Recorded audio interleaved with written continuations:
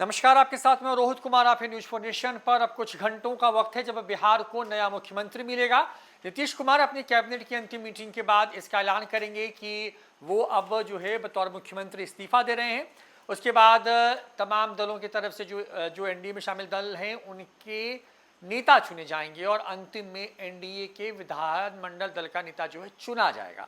मुख्यमंत्री कौन होगा उसमें कई नाम चल रहे हैं। कहा जा रहा है कि बीजेपी की तरफ से इस बार नीतीश कुमार के बाद जो है बिहार को पहला मुख्यमंत्री मिलने जा रहा है और इसको लेकर के बीजेपी की केंद्रीय नेतृत्व की तरफ से जो है केंद्रीय मंत्री शिवराज सिंह चौहान को जो है बतौर पर्यवेक्षक नियुक्त किया गया है, जो कि बीजेपी के विधायक दल के नेता का जो है वो चुनाव करेंगे।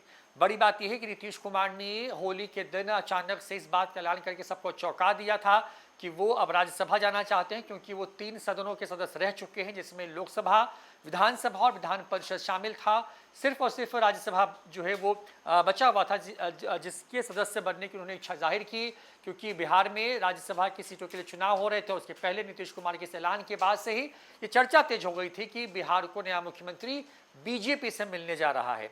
ऐसे में तमाम तरह के का जो कहें कि जो हलचल है वो लगातार देखने को मिल रही है। लगातार बिहार के दोनों डिप्टी सीएम, चाहे विजय सिन्हा हो या सम्राट चौधरी हो, ये तमाम लोग एक एक करके जो है वो मुख्यमंत्री से लगातार मुलाकात कर रहे हैं। कई विधायक मिल रहे हैं और एक तरीके से कि अंतिम रूपरेखा जो है कार्यक्रम की तय की गई। और इसी बीच में बीजेपी के केंद्रीय नेतृत्व की तरफ से जो है शिवराज सिंह चौहान, जो कि मध्य प्रदेश के पूर्व मुख्यमंत्री भी रह चुके हैं और मौजूदा वक्त में केंद्र की मोदी सरकार में कृषि मामलों के मंत्री हैं, उनको इस पूरे काम की जिम्मेवारी जो है वो सौंपी गई है। शिवराज सिंह चौहान जो है वो कभी भी पटना आ सकते हैं और यहीं पर जो जानकारी निकल के सामने आ रही है कुछ दिन वो कैंप करेंगे जब तक कि बिहार में नई सरकार जो है वो चुन नहीं ली जाए। आपको बता दें कि जब नीतीश कुमार शपथ ग्रहण करने के लिए जब दिल्ली गए थे राज्यसभा के बतौर सदस्य के रूप में, तब उसी शाम में वहां पर बीजेपी की कोर कमेटी की बड़ी महत्वपूर्ण बैठक होनी थी, लेकिन अचानक से उस बैठक को रद्द कर दिया गया। उसके पीछे तमाम तरह की चर्चा होती रही। इसी बीच में चाहे नीतीश कुमार हो, डिप्टी सीएम हो बिहार के दोनों, सम्राट चौधरी और विजय सिन्हा, या फिर तमाम दूसरे जो बीजेपी के बड़े नेता या मंत्री हैं, वो तमाम लोग जो है एक एक करके पटना उन्होंने आना शुरू कर दिया। और उसी दिन एक खबर सामने आई थी कि दिल्ली में नहीं बल्कि बिहार में ही जो है सब कुछ तय होगा। शिवराज सिंह चौहान क्योंकि अब जो है बीजेपी की तरफ से पर्यवेक्षक नियुक्त किए गए हैं, तो उनकी जिम्मेवारी ये होगी कि एक तरीके से कहें कि जो बीजेपी है या फिर जो एनडीए की जो बैठक होने वाली है उसमें जो फैसला है उनके सामने हो, या जो आला कमान का फैसला, क्योंकि बीजेपी में अमूमन एक कोर कमेटी होती है जो कि इस तरह के उस तरह फैसले लेती है और उन्हीं के रिप्रेजेंटेटिव के तौर पर जो है शिवराज सिंह चौहान पर्यवेक्षक की भूमिका में बिहार पहुंचेंगे और यहां पर नई सरकार को चुनने की जो कोशिश है उसको आगे बढ़ाएंगे। जानकारी के मुताबिक जो है नीतीश कैबिनेट की जो है अंतिम बैठक, यानी जो नीतीश सरकार कैबिनेट की अंतिम बैठक है वो होने वाली है 14 तारीख को। इसको लेकर के अधिसूचना भी जारी कर दी गई है। पहले खबर ये थी कि 13 तारीख को बैठक होगी, 14 तारीख को जो है वो इस्तीफा हो सकता है और 15 को मुख्यमंत्री जो है वो बिहार को मिल सकता है। लेकिन अभी फिलहाल जो जानकारी निकल के सामने आ रही है उसके हिसाब से 14 तारीख को नीतीश कैबिनेट की अंतिम मीटिंग होगी।